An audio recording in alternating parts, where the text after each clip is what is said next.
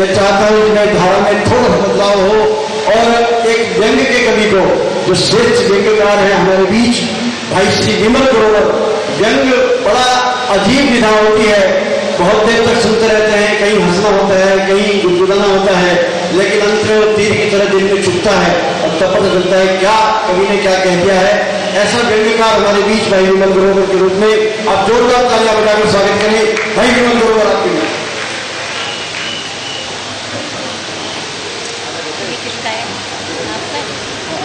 ताजा फल जा चुका है आपके दिल से।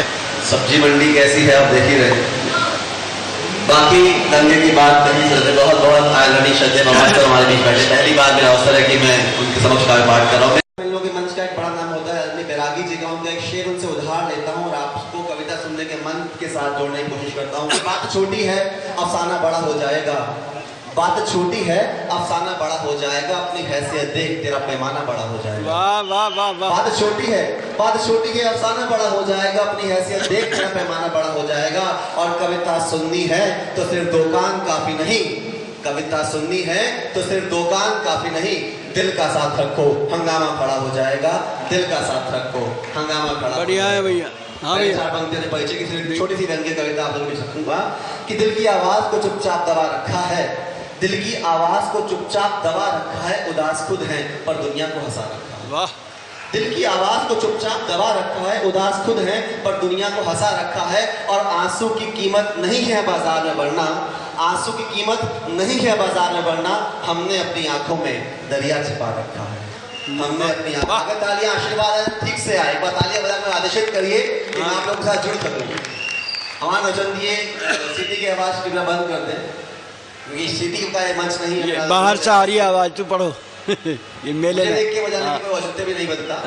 मैं सीधी कविता के पास जुड़ता हूँ क्योंकि मैं ये हमारा जो नौचंदी का मेला होता है, ये ऐतिहासिक मेला है और ये हिंदू मुस्लिम एकता का प्रतीक भी है। अभी हमारे 10 तारीख को बड़ा कवि सम्मेलन हमारे इस मंच पर हुआ। मैं वहीं से कहीं पंक्तियां लेने की कोशिश करता हूँ कि हिंदुस्तान के आज के हालात क्या है। सुनने 47 से हम आज 70 सालों की आज़ादी पे आ गए और हमारे बीच हिंदुस्तान में आज भी ऐसे नेता हैं जब सर्जिकल स्ट्राइक होती है तो वो उसका सबूत मांग लेते हैं। ऐसे ऐसे बयान उत्तर प्रदेश सरकार के बड़े ओहदों पर बैठे व्यक्तियों के आते हैं कि जबकि कारगिल में जो शहीद हुए तो उनमें अधिक संख्या मुसलमानों की थी। इस तरह का बयान सैनिकों की शहादत तक को हिंदू मुसलमान बांट देने की कोशिश करते हैं। और कहाँ कहाँ पर जहाँ पर दंगे नहीं भी होने चाहिए वहाँ पर जब सियासतदान पहुँच जाए तो वहाँ दंगे छिड़ जाते हैं। मैं वहाँ से कई पंक्ति लेने की कोशिश करता हूँ कहाँ। लेकिन आज भी ये बात मानते हैं, हम सब लोग मानते हैं कि यदि आज की डेट में भी आज कारगिल में टोपी और तिलक अगर एक सूत्र में बंधे हैं तो उसके तिरंगा है, एक तिरंगे ने हमें एक सूत्र बांधा हुआ है। वहां से कई पंक्ति लेने की कोशिश करता हूँ कि कहाँ थे हम लोग, कैसे हमारा राजनेता है, कहाँ से हमारी कैसे हमारे एक तरफ प्रहार किए जाते हैं, लेकिन हम फिर भी एक बंधे हुए हैं। आप सबका ध्यान चाहूंगा कि 15 अगस्त के दिन की सुबह मौसम बहुत खुशगवार था। 15 अगस्त के दिन की सुबह मौसम बहुत खुशगवार था। हवा भी मंद थी। महकमा ध्वज फहराने को तैयार था। 15 अगस्त के दिन की सुबह मौसम बहुत खुशगवार था। हवा भी मंद थी। महकमा ध्वज फहराने को तैयार था। उत्सव था मैदान में, अथक गुब्बारे भी लगे थे शान में। उत्सव था मैदान में, अथक गुब्बारे भी लगे थे शान में। चूंकि व्यवस्था थी सरकारी, अथक बजट की थी मारामारी। वाह। चूंकि व्यवस्था थी सरकारी, अथक बजट की थी मारामारी। कार्य की पूर्ति हेतु, मतलब ध्वजारोहण हेतु, कार्य की पूर्ति हेतु एक सामाजिक संस्था का सहयोग भी लिया गया था। कार्य की पूर्ति हेतु एक सामाजिक संस्था का सहयोग भी लिया गया था। नाम था महकमे का, पर इंतजाम संस्था के द्वारा किया गया था। वाह। नाम था, गंगे समझ में आए तो हाथों का आशीर्वाद देते रहेगा। नाम था महकमे का, पर इंतजाम संस्था के द्वारा किया गया था। मुख्य अतिथि थे शहर के जाने माने नेता सुखीलाल। मुख्य अतिथि थे शहर के जाने माने नेता सुखीलाल, जिनका चरित्र पहले भी कर चुका था कई कमाल। सुखीलाल यूं तो बहुत सुखी थे चूंकि मंत्री थे सरकार में। सुखीलाल यूं तो बहुत सुखी थे चूंकि मंत्री थे सरकार में, पर हाल ही में पकड़े गए थे राशन कार्ड के कारोबार में। पर हाल ही में पकड़े गए थे राशन कार्ड के कारोबार में। महकमे की शायद मजबूरी थी उनको बुलाना। महकमे की शायद मजबूरी थी उनको बुलाना क्योंकि एक अवसर को तबादला होने से था करवाना। महकमे की शायद मजबूरी थी उनको बुलाना क्योंकि एक अवसर को तबादला होने से था करवाना। सुखीलाल की सिफारिश अवसर को अवसर देती। सुखीलाल की सिफारिश अवसर को अवसर देती। गांव की कुटिया से निकाल शहर में घर देती। झंडे से बंदी रस्सी अपने स्थानों दिखाना शुरू किया तिरंगे के लिए अपना सम्मान। हुआ ध्वजारोहण, शुरू हुआ राष्ट्रगान, सब खड़े हो गए, अपने अपने स्थानों दिखाना शुरू किया तिरंगे के लिए अपना सम्मान। जब सब राष्ट्रगान के समय खड़े होकर अपनी अपनी देशभक्ति दर्शा रहे थे, जब सब राष्ट्रगान के समय खड़े होकर अपनी अपनी देशभक्ति दर्शा रहे थे, उस समय प्लास्टिक के बिखरे हुए तिरंगे उनके पैरों के नीचे से निकलने को कसमसा रहे थे। है क्या बात है, क्या उस बात समय है। प्लास्टिक के बिखरे हुए तिरंगे उनके पैरों के नीचे से निकलने को कसमसा रहे थे। लेकिन ये क्या, एक जूता कहीं से आया। लेकिन ये क्या, जूता कहीं से आया। नेताजी को लगा टोपी गिरी, सर चकराया तो सुखीलाल का पारा हो गया हाई। तभी किसी ने जोरदार आवाज लगाई, सुखीलाल का पारा हो गया हाई। सुखीलाल मुर्दाबाद, सुखीलाल मुर्दाबाद के लगने लगे नारे। सुखीलाल मुर्दाबाद, सुखीलाल मुर्दाबाद लगने लगे नारे। जो पक्ष में दिख रहे थे विरोधी हो गए सारे, जो पक्ष में दिख रहे थे विरोधी हो गए सारे। और कविता के साथ जुड़ने की कोशिश कीजिएगा।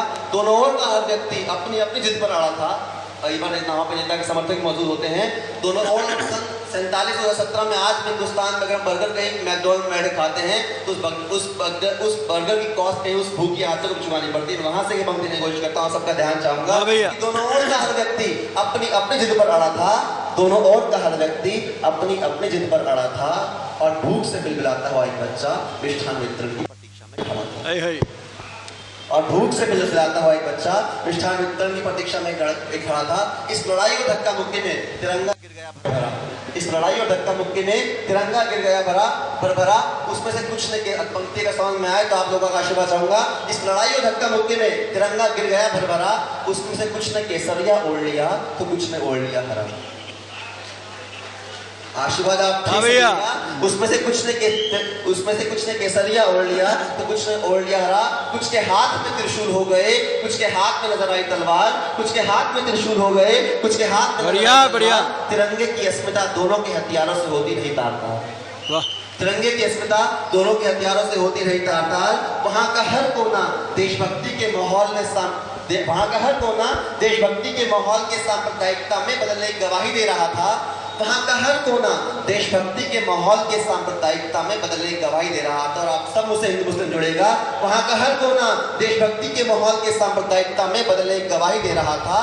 पर फिर भी तिरंगे का बचा सफेद हिस्सा शांति की दुहाई दे रहा है। बढ़िया भैया, बढ़िया शांति की दुहाई दे रहा था। तिरंगा अपनी दुर्दशा पर आंसू बहाता पड़ा था।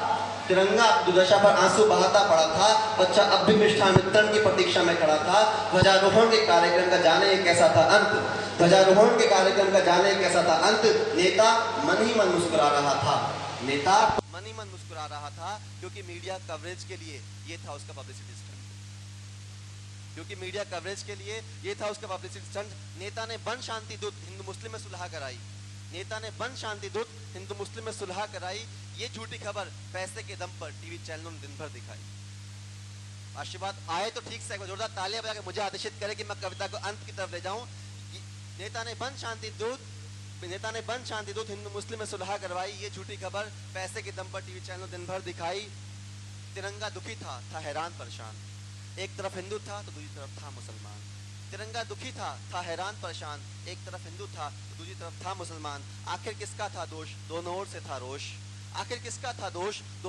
रोष। कसूर जाने रहीम का था या दोषी था राम।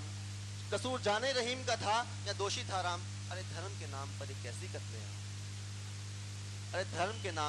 ये कैसी कत्लेआम। एक तरफ धर्म का बारूद तो दूसरी तरफ मजहब का राग था। एक तरफ धर्म का बारूद तो दूसरी तरफ मजहब का राग था। और झगड़े मरने वाला अपने घर का इकलौता चिराग था। क्या बात है। झगड़े मरने वाला अपने घर का इकलौता चिराग था। सोचते सोचते ये सब तिरंगा हो गया निराश। नेताओं के कांधे पर कब तक उठती रहेगी लोकतंत्र की लाश। सोचते सोचते ये सब तिरंगा हो गया निराश। नेताओं के कांधे पर कब तक उठती रहेगी लोकतंत्र की लाश। जनता भी आंखों में पट्टी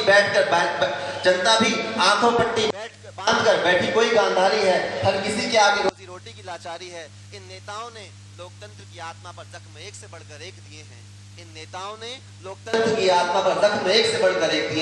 लगता है लोकतंत्र सबके सामने घुटने टेक